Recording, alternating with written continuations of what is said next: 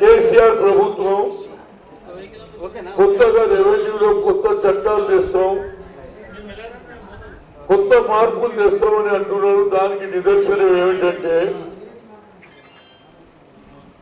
నేను గతంలో పోటీ చేసి అక్కడి నుంచి మంత్రి అయినటువంటి అంబర్పేటలో మొహమ్మద్ ఆజం ఆయన ఏ ఇయర్ లో ఆల్మోస్ట్ ఆల్ ఎక్సెస్ ల్యాండ్ 1976 లో ఇందిరాగాంధీ భూ సంస్కరణ అమలు చేసిన తర్వాత ఆ ల్యాండ్ అంతా సరెండర్ చేశారు. ఆ తర్వాత కొందరు ల్యాండ్ గ్రాబర్స్ యుఎల్సి వాళ్ళని పట్టుకొని, అన్నిటికంటే ముఖ్యంగా కోర్టులో ఎవరు వాదిస్తారు?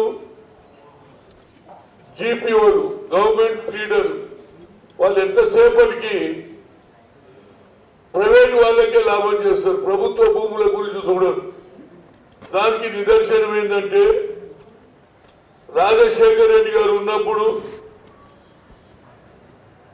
ఆ రోజులలో గౌతు లచ్చన్న ఆడిటోరియం కట్టియాలని ఆలోచన చేయడం, ఫౌండేషన్ వేయడం, 2 కోట్లు శాంక్షన్ కూడా జరగడం జరిగింది. ఆ తర్వాత తెలంగాణ సెపరేటు, ఆంధ్ర సెపరేట్ అయినప్పుడు దాన్ని మేమేమన్నామంటే, మహాత్మా జ్యోతిరావు పూలే ఆడిటోరియం కట్టియాలి. ఆ ప్రాంతంలో స్లమ్ ఉన్నది, బడుగు బలైన వర్గాల వారు ఉన్నారు, ఒక లైబ్రరీ, అదేవిధంగా చిన్న చిన్న ఫంక్షన్లు చేసుకోవచ్చు అని గతంలో ఉన్నటువంటి రోషయ్యకు చెప్పాం, అదేవిధంగా వీరికి కూడా చెప్పాం. ఇప్పుడు ఏమైంది? ఆ భూములు కబ్జా చేయడానికి నిన్న రాత్రి ఒక సెక్షన్ ఆఫ్ ది పీపుల్ వచ్చి కబ్జా చేస్తా అంటే రాత్రి 2 గంటల వరకు రోడ్డు మీద కూర్చున్నా. ఆ జీవో కాపీ ఇస్తాను. అదేవిధంగా ఒక school, Urdu medium and Telugu medium, అది కూడా ఎక్సెస్ ల్యాండ్ మొహమ్మద్ ఆజంది. ఒక బద్రుద్దీన్ అనేవాడు వచ్చి, మొహమ్మద్ బద్రుద్దీన్ ఖాన్ వచ్చి రిప్రజెంటేషన్ ఎప్పుడు చేసిండ్రు? 4 నెలల లోపల అక్కడ ఇది కేంద్ర ప్రభుత్వం ఇచ్చినటువంటి శిక్షా అభియాన్ బిల్డింగ్ కడుతుంటే నాది ల్యాండ్ అని వాడు తీసుకోవడం జరిగింది. అంటే ఏమిటి ఈ ప్రభుత్వం? పాఠశాలలో ఉంచారు స్థలాలు, అందులో క్లియర్గా ఉన్నదండి. మేము జీవో కాపీ ఏది ఇస్తాను, అది పబ్లిక్ పర్పస్ కు ఉపయోగించాలని వాళ్ళే రాసిండ్రు. కానీ వాళ్ళు ఏం చేస్తున్నారు? అవే కబ్జా చేస్తున్నారు. కనుక ఈ రెవెన్యూ పద్ధతే బాగలేదు. నేను కర్ణాటకలో చూశాను, రియల్ ఎక్కడ కూడా భూమి తగాదాలు లేవు. కర్ణాటక మొత్తంలో చూడండి, ఇక్కడ ఎక్కడ చూసినా ఎంత అన్యాయం అంటే, ఒక వ్యక్తి నరసింహరావు అనేవాడు శంకర్ అనేవాడికి రిజిస్ట్రేషన్ చేస్తాడు అనుకో, ఆ తర్వాత వాని పేరే కాలంలో రావాలి. వీళ్ళు కాలంలో పెట్టారు, పానీలో పెట్టారు.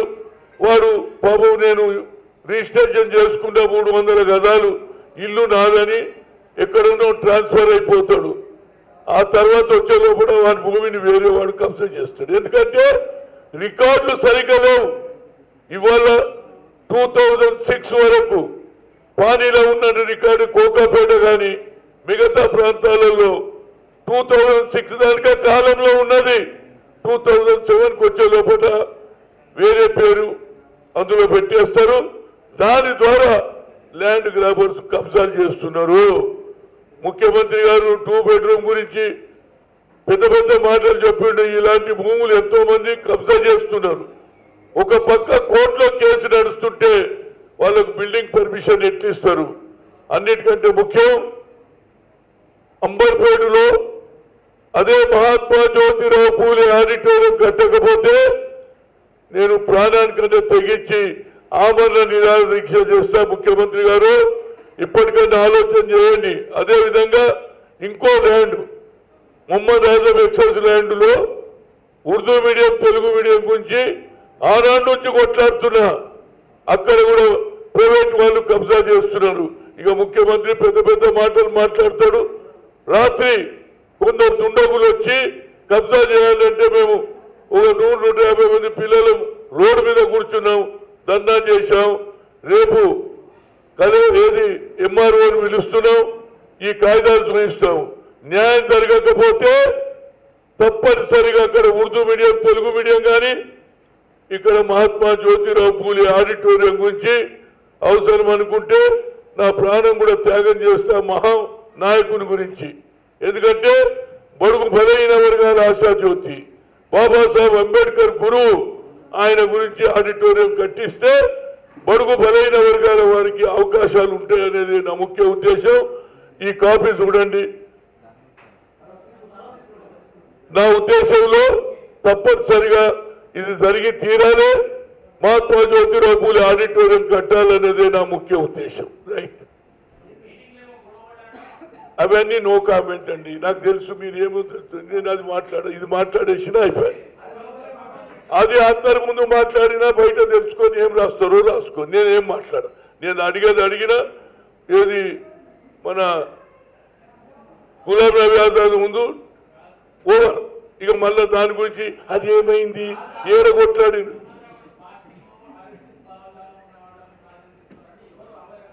ఏమి అది టైం వచ్చినప్పుడు చెప్తా.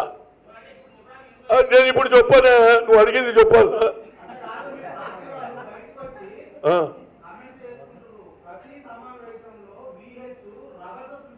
రభస సృష్టించినని రాసుకోండి మీరు.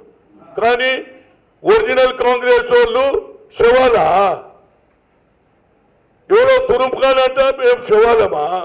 అది మంచి పద్ధతి కాదు. ఒరిజినల్ కాంగ్రెస్ మమ్మల్ని శవాలంటే ఊరుకునేది లేదు. డెడ్ బాడీస్ అంటారా? అదే కామెంట్ చేసిన గులాం నబీ ఆజాద్ ముందే మాట్లాడినా. ఇక దాని తర్వాత నేను ఏది మాట్లాడా